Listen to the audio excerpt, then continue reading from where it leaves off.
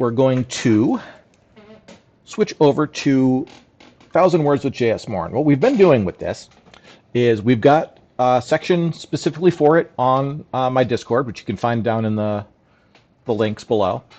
There is a user submitted or fan submitted collection of pictures. Images, no real rules. Please don't use blatantly copyrighted stuff. But and the gimmick is our moderator Kristen is going to pick out one of those. I am going to see it for the first time. I'll put it up on screen here, and we'll be having a 1,000-word, give or take, short story that I will come up with right here on camera, top of my head. Alrighty then. Okay, well, I even love the ship here. All right, so we are going to be telling a story about this. We will entitle it, as the image suggests, Olivia, Jump. Olivia Tate and Margot Stanton are the two crew members of the little exploration ship Guppy. Their mission? Explore for the Congolese conglomerate, and they are interested in surveying from the ground level potentially habitable planets for resource exploitation. One of the key elements of this exploration is the ability to operate within the atmosphere without specialized gear. Super valuable, huge cost savings to the Congolese conglomerate, and if they can find these planets, they get a cut. Not like a huge, like a percentage or anything like that, but they'll get a very hefty finder's fee. They can keep the Guppy in fuel for years. This is one of those career-making moves. You get one of these every few years, a few odd jobs in between, you're good. You get them regularly, you could potentially retire early. So Olivia and Margot, they've been partners for years at this. Scraping by, they've gotten some survivable worlds, let's put it gently, where with some reasonable precautions, you can put people on the ground in survival suits and perform resource extraction with some more extra overhead. Obviously, if you have to have all sealed habitats on the planet for your mining and harvesting teams, if everyone has to be constantly in environmental suits, it really starts adding up. If you can just have people on the ground in tents or prefab housing that's not vacuum tight, huge cost savings, especially if they can either forage or plant crops outdoors and make their operation self-sustaining. You don't want to be shipping goods across the galaxy to essentially a mining site. Let them grow some potatoes, let them grow some corn, let them grow some rice and all the other stuff RimWorld lets you do, because this is clearly a RimWorld they're on. Their ship is still alive, which is better than most of the RimWorld survivors could say. But what they're doing right now is basically going site to site, taking environmental readings. Just because some of the planet might be habitable doesn't mean all of it is. They want to check for local contaminants, toxic fallouts, low O2 levels, anything that could make one part of the planet survivable for humans versus not. Fun fact, some of Earth doesn't even qualify for this survey. Death Valley, not habitable. Antarctica, not habitable. But even if 80% of the planet isn't inhabitable, just having that one base of operations where they can send people out into the more inhospitable regions is going to be still worth it.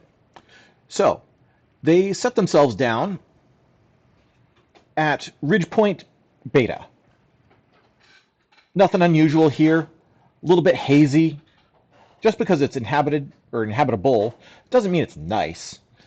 They both carry breathers to catch some actual processed fresh air. Because a day spent in the haze, it's like being outdoors in smoggy, humid conditions. So they get out on foot. They've got hiking boots, just regular clothing, and they've got their scanners with them and the emergency kit to supply themselves if they actually do run into either a toxin or a cloud of unbreathable gas.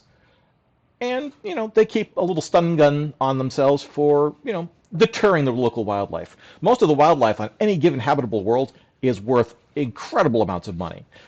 Zoos, wildlife preserves, exotic goods dealers. If you have something that looks like a velociraptor that can be trained as a pet, wow, will people pay for that? But they can also be used for producing exotic milk, leather, meat, ranching eight-legged cattle. Good business if you can get into it. Olivia is their navigator. Margot is the engineer and sort of odd jobs woman. And whatever they set down, they'll stay together for a little while, then branch out, keep on comms, a little chatter to keep company. You really need to get ground covered when you're working at a two-person team on an entire planet. Eight-legged cat would sell for a lot of money, just an aside there. But Ridge Beta wasn't going to be like the other sites. The plains had been quite lucrative. There was a mountainous region on this planet that was filled with cadmium, molybdenum. Iron ore was always useful, but no one would settle an entire planet for it. Some of the exotic minerals would be definitely worth extracting. But Ridge Beta, oh, Ridge Beta. It showed up on the mineral scanners as high in calcium, and that should have been a red flag. Because it wasn't natural calcium that they were finding. The calcium had been brought there in the bones of prey victims from the local wildlife. There was an entire beach, no ocean, but just ground sand beneath gargantuan clawed feet that had crushed bone into powder. And that picked up on the scanners. So when Margot arrived back at the Guppy, she just figured she'd finished up her circuit early. Olivia was still out there. They hadn't talked on comms for a while, but, they were taking meal breaks, and you don't want to hear someone chewing for half an hour as they wander and slowly devour ration bars. She flicked on her headset. Hey, Ollie, you good out there? You back soon? Olivia's voice was ragged. I thought you were going to leave me here. What are you talking about? I had my comm off because I was chewing. What's the big deal? The sound of gunfire echoed in her ears. These things just won't stop. What things? What things, Ollie? Margie, I don't know if I'm going to make it back. These things, I don't know what they are. It's like some sort of praying mantis tyrannosaur. What? We didn't see anything like that. Maybe not your way, but my way's got them. Hold on. What's your location? She flicked on indicator lights on her dashboard. Never mind. I've got you on scanners. I've got you. Don't worry. I've got you. Bam! She powers up the engines, swoops into the sky.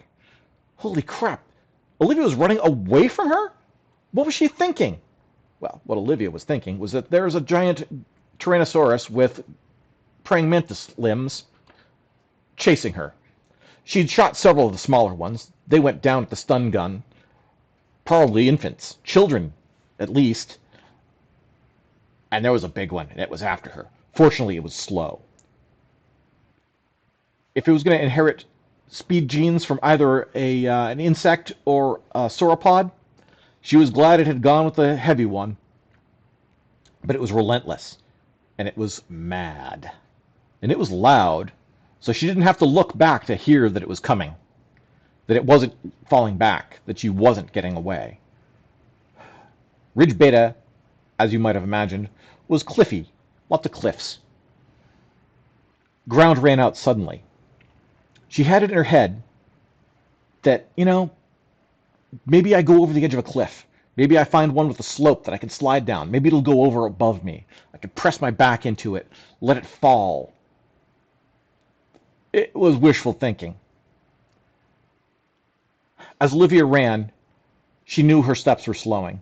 She couldn't tell whether the Tyrannosaurus grasshopper thing was going to slow down in time or whether she'd actually get eaten today.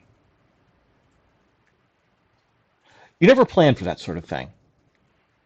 When you explore strange worlds for a living, honestly, most of them, even in the inhabited ones, animal life is pretty rare. You get some insects, actual insects, the size of insects, not the size of small buildings.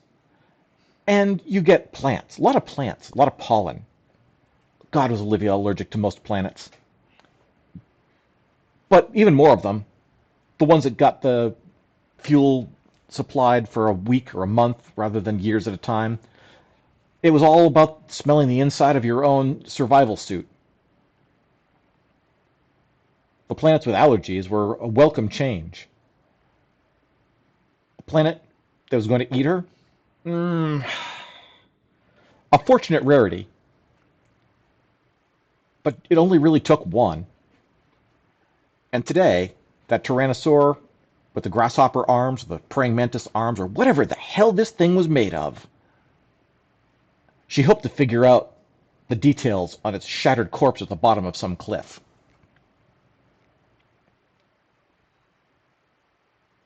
It closed in. She could tell now. She was stumbling, ragged breath. She was run out of steam. She wasn't going to make it. Over the thundering footsteps, she heard the engines of the guppy coming up behind her. She dared turn and look back. All she saw were jaws. But she could hear it coming. The guppy got ahead of her. It swooped in, ducked back. It pulled up just shy of the edge of the cliff. It was running ahead of her. No, no, no, back up. She tried to gesture. Back up. But Margot couldn't hear her. The guppy didn't have backup cameras. She rushed. The rear cargo ramp opened. Margot clipped in, rushed to the edge. Jump! Are you fucking kidding me? Olivia shouted back. With what little breath she had, it was all she could manage. She stumbled. A burst of adrenaline took over. She knew she only had one jump in her. She rushed to the edge of the cliff just as the Tyrannosaur thing was closing in. And she jumped. She didn't make it. Margot dove, grabbed her by the wrist. An O2 sensor that she wore clipped around her forearm gave just enough purchase for Margot to grab her. Don't let go. I wasn't considering it. The guppy was drifting forward, half, maybe 3/4 of a kilometer per hour. The Tyrannosaur pulled up short. They weren't as stupid as they looked. It shrieked. Was it rage? Was it frustration? Was it a congratulations on a battle well fought? On a chase won? What do we do now? Olivia asked. Margot was at a loss. There was tension on the line clipping her to the ship. She didn't have the upper body strength to haul Olivia aboard. They watched the ground beneath them. I hate to say this, but it looks kind of soft down there. What? No, you can't mean it. I think we're not going to have a choice. Olivia flailed. She grabbed. She couldn't reach anything else. All she could grab hold of was Margot's arm. And that was doing all the work they could anyway. Olivia looked down. The crushed calcium wasn't even. It had formed little dunes, blown by the wind. We're not getting any lower, Margot reminded her. Is this really is this our best plan? I think it's our only plan. I love you, Olivia said. Margot said, tell me when I dig you out. And she let go. Olivia plummeted. It was 20 meters. She hit the sand with a poof. Without the weight on her, Margot managed to get to her feet. She used the line to climb back up, get inside the ship. She pulled the guppy around. Olivia had a broken leg and a mouthful of sand, but the two of them made a pretty good profit off this run. And now, in Starman City, there is at a zoo that has a very large exhibit dedicated to a particular tyrannosaur with praying mantis arms. So that was our 1,000 words for Jump, Olivia. Hope you all enjoyed that one. All right, that was a 1,000-word short story, give or take. We'll find out when we go to publish this. And if you would like to participate in a future 1,000 words challenge, you can go to the Discord. That's just discord.gg/authorjsmorin and go to the 1,000 words channel.